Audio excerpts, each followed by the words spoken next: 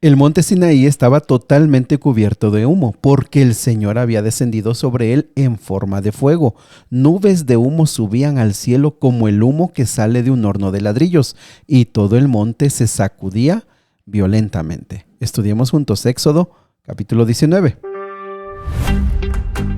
Muchas felicidades porque estás abriendo la Biblia. Felicidades porque aunque estás muy ocupado quizá, o quizá ya tienes este hábito, pero estás dedicando el tiempo, el momento.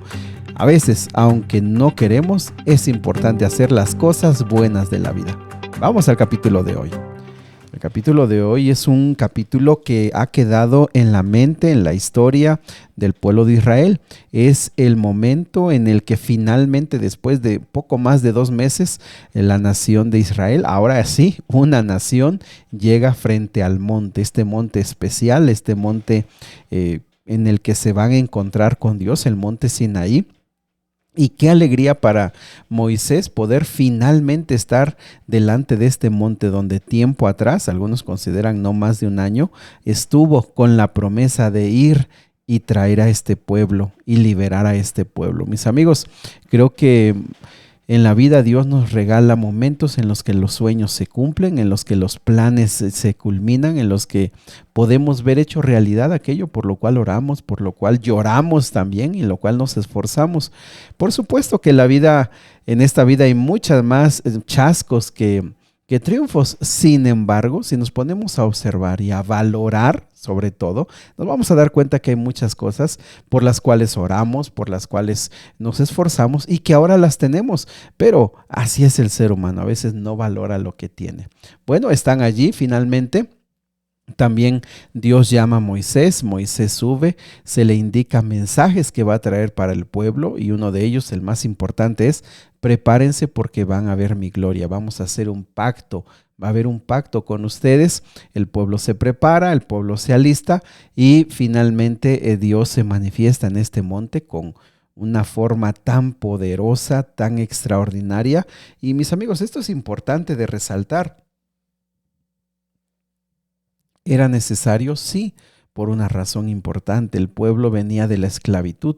Estaban acostumbrados a ser obstinados, a ser duros, por el trato, por la forma tan dura que se les había tratado, pues ellos estaban acostumbrados así, a ser personas de un corazón hasta cierto punto muy cerrado. ¿Por qué?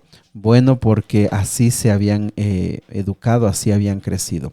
Me parece, yo quisiera resaltar solamente algunas lecciones.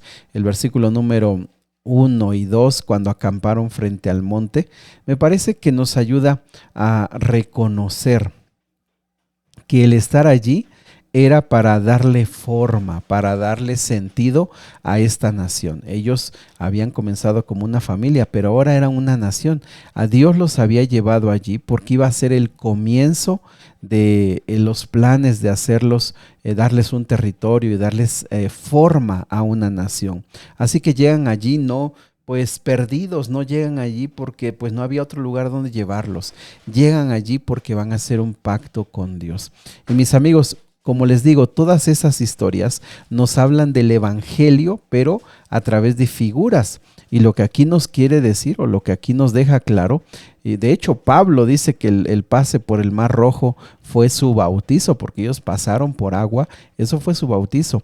Entonces Dios no te saca de Egipto, Dios no te saca del mundo para que vagues sin rumbo, no, te trae al Sinaí para que sepas que tiene un propósito, que tiene algo que hacer en tu vida que te va a transformar.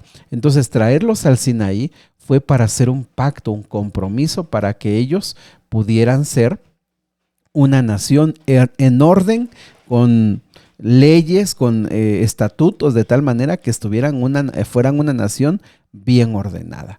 También del versículo 3 al versículo 6 les dice, antes de comenzar, les dice Dios al pueblo: si ustedes oyen mi voz, si ustedes escuchan mis estatutos, si ustedes ponen en práctica lo que ahora vamos a pactar, ustedes serán mi especial tesoro sobre todos los pueblos, serán una nación de gente santa, una nación de sacerdotes. Mis amigos, lo primero que el Señor les dice es, olvídense ya, no son esclavos. Rompan, por supuesto, Dios lo estaba haciendo y lo haría en ellos. Rompan la mentalidad de esclavos, rompan la mentalidad de estar bajo el yugo, rompan toda esa forma de pensar, porque ahora ustedes deben entender que son mi especial tesoro, son gente santa, son sacerdotes, son reyes, ustedes son gente muy especial.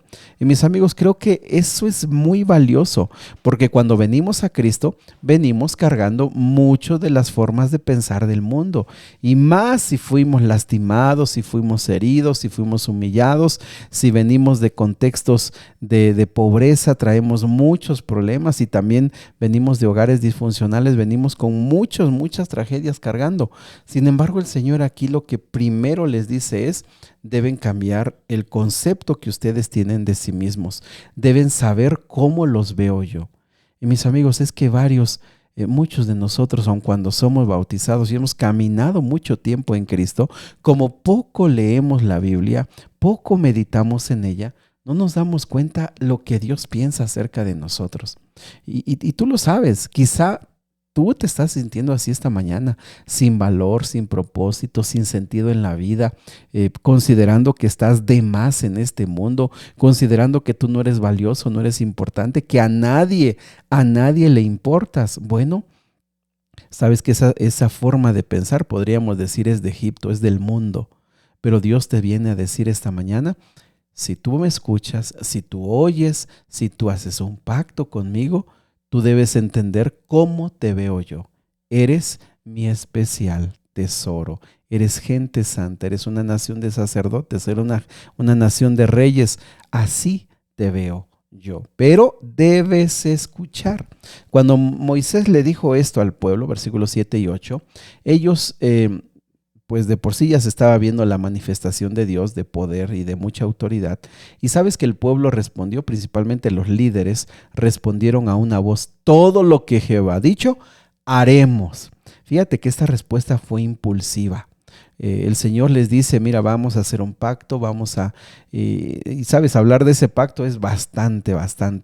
Lo leímos un poquito en Romanos, lo leímos en Hebreos, y este pacto, en pocas palabras, tenía que ver con leyes, con mandamientos, con sacrificios, con ritos y ceremonias, que el objetivo de esto era llevarlos a darse cuenta que habría un Mesías, un Salvador, y que con fe en ese Salvador ellos podrían por gracia obedecer, por gracia ser transformados. Pero ellos no entendieron y no captaron, realmente el pueblo no captó, quizá nunca logró captar, entender.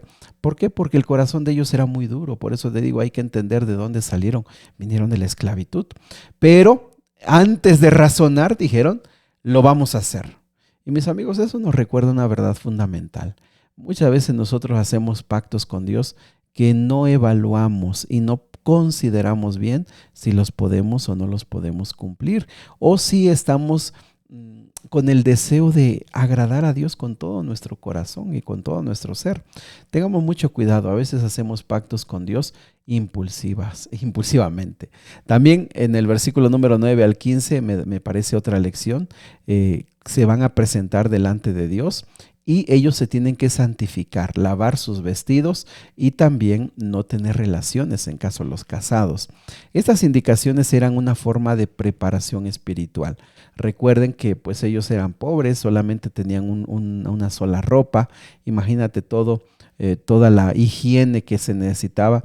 Debían presentarse al Señor limpios, debían presentarse al Señor con todo lo necesario para que pudieran estar limpios.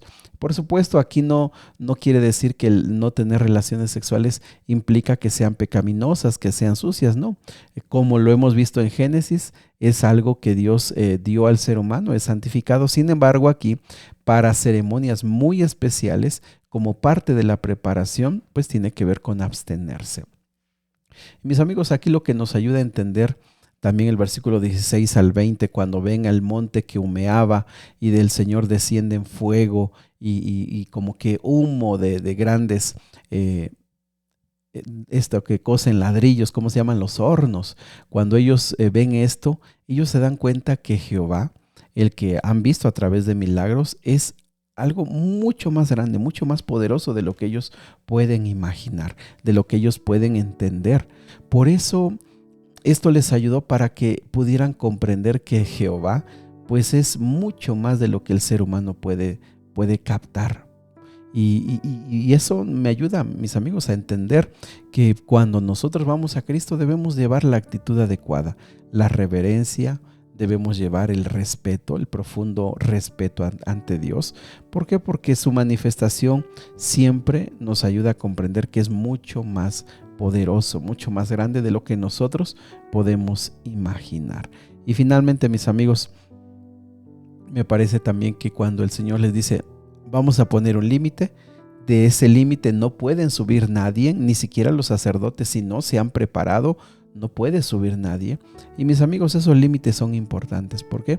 Porque el Señor dejó claro que su gracia, su misericordia está con nosotros, pero también debemos reconocer nuestro lugar. Debemos reconocer nuestra naturaleza. Somos finitos, somos pequeños, somos pecadores. Nosotros debemos reconocer que Dios de veras se acerca a nosotros por su pura misericordia. Vamos a orar. Querido Padre, esta mañana nos damos cuenta que tú tienes un concepto diferente de nosotros. Nos damos cuenta que tú llamaste a este pueblo para hacer un pacto, para llegar a ser una nación muy grande, muy fuerte y sobre todo una nación santa. Pero a veces nosotros no estamos dispuestos a ir y hacer lo que tú quieres. Y por eso esta mañana, al ver el ejemplo de este pueblo, nosotros te pedimos, Señor, moldéanos y haz lo que tú desees en nuestro carácter. Toca nuestro corazón y nuestra mente para saber qué es lo que tú deseas. En el nombre de Jesús. Amén. Que Dios te bendiga. Sigue orando a Dios. Pon tus dificultades y problemas en sus manos. El Señor quiere escucharte.